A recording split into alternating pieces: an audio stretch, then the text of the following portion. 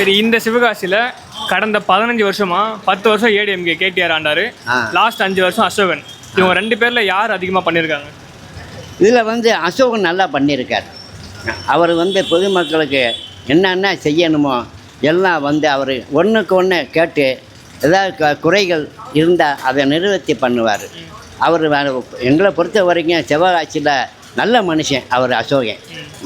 சரி, இப்போது கேடிஆருக்கு இவ்வளோ மார்க் கொடுக்கலாம், அசோகனுக்கு இவ்வளோ மார்க் கொடுக்கலாம்னா எவ்வளோ மார்க் கொடுப்பீங்க? இப்போ மார்க்கு கொடுக்கணும்னா 100க்கு அசோகனுக்கு 90 மார்க்கு கொடுக்கலாம். கேடிஆருக்கு 60 மார்க்கு தான் கொடுக்க முடியும். ஏன் அந்த 60 மார்க்கு? ஏன்னா அதுக்கு ஏற்ற மாதிரி ஒரு உழைப்பு இருக்கணும், மக்கள் மத்தியில் செல்வாக்கு இருக்கணும்.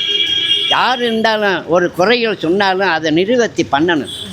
அதை நிறைவேற்றி பண்ணாமல் காலங்காத்தினா உடனே மக்கள் கொஞ்சம் வெறுப்பு ஏற்பட்டு போயிடுது. அதனால தான் அந்த மாதிரி இருக்குது. ஓகே.